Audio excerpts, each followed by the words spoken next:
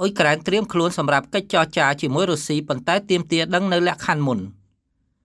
កាលពីថ្ងៃពុធទី28ខែឧសភាប្រទេសរុស្ស៊ីបានស្នើទៅអ៊ុយក្រែនសម្រាប់ការចរចាជុំទី2ផ្ទាល់ដើម្បីបញ្ជូនសេចក្តីកំណត់ចំណាំរបស់ខ្លួនដែលបង្ហាញនៅលក្ខខណ្ឌរបស់រុស្ស៊ី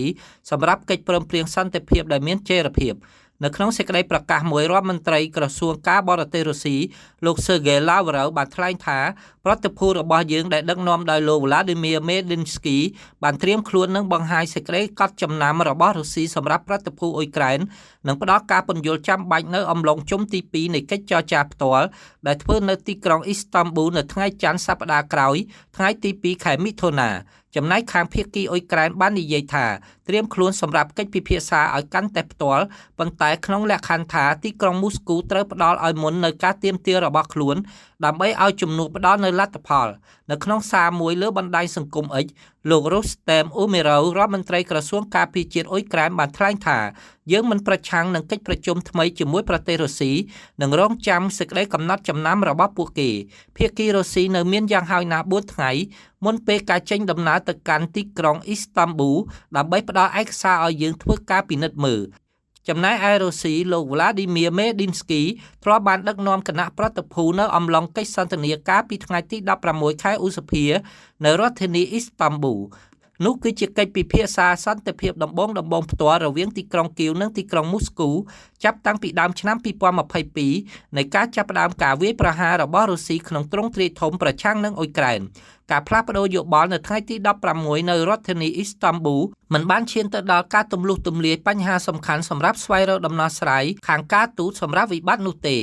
ប៉ុន្តែភាគីទាំងពីរបានសន្យាផ្លាស់ប្ដូរឆ្លើយសឹកក្នុងទ្រង់ទ្រាយធំមិនធ្លាប់មានគឺ 1000 នាក់សម្រាប់ភាគីម្ខាងដែលធ្វើឡើងកាលពីសប្តាហ៍មុន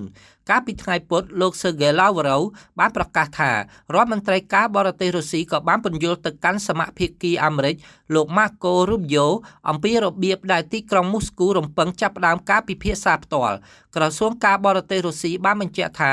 នៅក្នុងកិច្ចសន្ទនាតាមទូរស័ព្ទលោក Sergei Lavrov បាននិយាយទៅកាន់លោក Marco Rubio អំពីការរៀបចំពីភាគីរុស្ស៊ីសម្រាប់សំណើពិសេសសម្រាប់ជុំខាងមុខនៃការពិភាក្សាផ្ទាល់រវាងរុស្ស៊ីអ៊ុយក្រែននៅទីក្រុងអ៊ីស្តង់ប៊ូលយោងតាមសេចក្តីប្រកាសអាមេរិកមួយរដ្ឋមន្ត្រីការបរទេសអាមេរិកលោក Marco Rubio បានអំពាវនាវទីក្រុងមូស្គូឲ្យមានការសន្ទនាដែលស្ថាបនានិងប្រកបដោយសុឆន្ទៈល្អសម្រាប់អ៊ុយក្រែននេះគឺជាមធ្យោបាយតែមួយគត់ដើម្បីបញ្ចប់សង្គ្រាមនេះភ្លាមកាលពីថ្ងៃពុធវិមានក្រមឡាំងបានទាត់ចោលសំណើរបស់ប្រធានាធិបតីអ៊ុយក្រែនលោក Volodymyr Zelensky អំពីជំនួបកម្ពុជាត្រីភាគីជាមួយសមាភាគីលោក Vladimir Putin និងលោក Donald Trump ដើម្បីឲ្យឈានទៅមុខនៅកិច្ចពិភាក្សាសន្តិភាពលោក Dmitry Peskov អ្នកនាំពាក្យវិមានក្រមឡាំងបានសង្កត់ធ្ងន់ថាជំនួបបែបនេះត្រូវតែជាលទ្ធផលនៃកិច្ចព្រមព្រៀងជាក់ស្ដែងរវាងគណៈប្រតិភូទាំងពីររុស្ស៊ីនិងអ៊ុយក្រែនក្នុងដំណើរទស្សនកិច្ចមកកាន់ទីក្រុងបែកឡាំងសម្រាប់ជំនួបថ្មីជាមួយលោកអធិការបតីអាល្លឺម៉ង់លោក Friedrich Merz ប្រធានាធិបតីអ៊ុយក្រែនក៏បានចោទប្រកាន់រុស្ស៊ីរាំងស្ទះដល់កិច្ចសន្ទនាសន្តិភាពដោយស្វែងរកហេតុផលកុំឲ្យសង្គ្រាមចប់